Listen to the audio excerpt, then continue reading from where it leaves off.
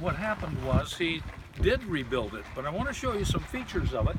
When you look over here, number one, do you see there's a mound right behind the fence here? And it goes all the way around and back behind the Ahu. That's an artificial mound. Bill Malloy built it because when it rained cats and dogs, sheet wash would come off the mountain up here and back up against the wall of the Ahu. He wanted to prevent that from happening in the future. So he built this mound. And now when it rains, if there's sheet wash, it'll stack up behind here and it can be removed.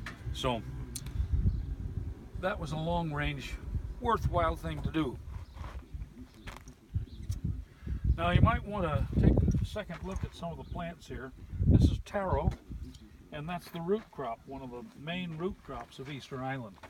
Now, if you look at the Ahu, you see the bounding end right here, and then you see the poro. Look at the lines of poro carefully, because you'll notice that they come forward here and they go forward at the other end, but notice both ends are raised compared to the poro in the middle. So that, again, this is like a bird with the tips of the wings up at each end. And this is a classic place where you can see it, and it's curved like that.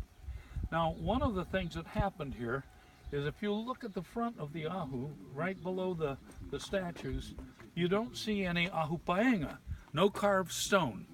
Now, this was the first one he ever did, so we can forgive him for not thinking that there were carved stones that lined the front end of it.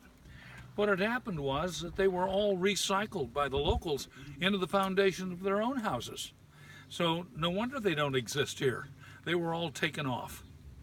And all of the statues had fallen forward, and there are pictures of all that. And if you notice, some of them have sort of a white encrustation at the head.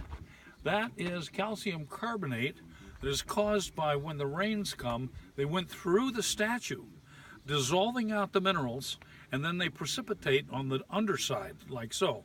Well, you can tell the heads were all down because they're the only place you find that white stuff is on their faces and on their stomachs. We see this happening over and over with other statues, in particular Ahu Tongariki, which we'll see tomorrow. And you have this white calcium carbonate encrustation simply caused by rain flowing through the statue and evaporating on the underside. That leaves the residue. Now, if you look closely, look at the pedestals. You notice how all their faces are at the same angle?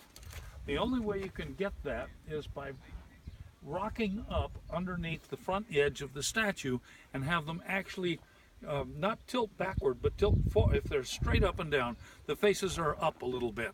But originally, they may well have been down a little bit, so that you look at the participants. This is the so-called plaza. This is where the ceremonies were done. And if you let the statues just be natural, they'll all look down on the ceremonies. So this is, we think, a rather late Ahu. Not an early one, but a late one. This is not the first one. It's only the first one that Bill Malloy reconstructed. That's all. It's first. So when you look around at all this, there's everything is planned. And if they would allow us to go through the exit over here and come up there, you would see the crematory, which is just right in there. It's not. It's up closer to the central platform, but it's behind the wing a little bit. And you can see it when you get up there, if we get up there, you'll see that it is partitioned so that there are different parts to these bone boxes. Incidentally, these buildings back here are all brand new to me. They weren't even there last fall.